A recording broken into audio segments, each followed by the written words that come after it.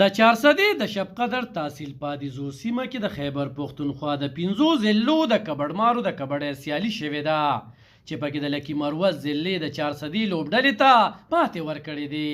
په دغه سیالو کې بنو، لکي مروت، پیښور، صوابۍ او د چارسدې ضلع لوبډلو برخه اخیستې وه. د دغه سیالو منتظمین وایي چې دا سیالي د شمع کوکینګ آیل په مرستې سره یو ټولنیز سازمان ادیزوال ګروپ زنده‌باد لخوا را جوړه کړې شوې وه. د علاقې ولس، مدني فعالانو او خبریالانو د دغې غونډې ستاینه کړې ده او وایي چې مقصد یې د امن، مینې، ورورولۍ پیغام ورکولو سره نشهیي توکو د کارولو مخنیوي کول او د یو سوکاله چاپیریال تشکیل دی. د کبډۍ د سیالۍ مقابله لکي مروت ضلع ګټلې ده او چارسده په 2م پوزیشن راغلی ده. د مقابلو منتظم او خبریال شاهد اقبال عجیزی وایي چې لوبو سره عام ولس خوشحاله دي، خو ستونزه دا ده چې دلته هغه میدانونه نشته د کومو چې ضرورت دی.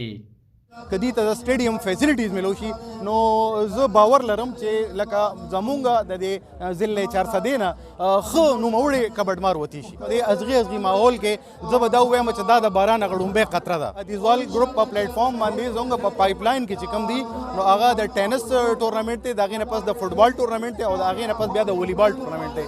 دا ټول څیزونه چې موږ وکړو نو انشاءالله زموږ ګروپ هم اسټیبلیش شي او دلته به چې کوم دی د لوبو یو خیال روچت یو آیډیا دغلته نندارې ته په سلګونو ځوانان، مشران او ماشومان راغلي وو چې د کبډۍ نه یې خوندونه واغستل.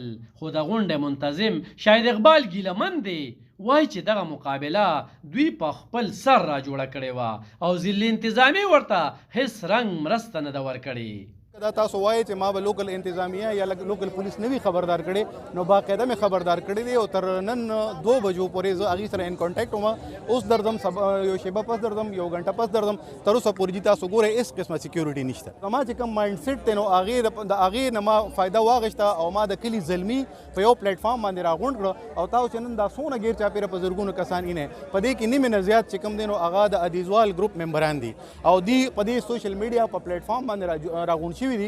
دې وخت کې موږ سره ګڼ شمېر تعداد دی په دغه کې او الف خان صاحب دې نه علاوه دلته موږ په دې پلیټ فارم نه انفرادي مسلې هم ډېرې زیاتې حل کړي دي، تقریبا 600 انفرادي مسلې هم حل کړي دي.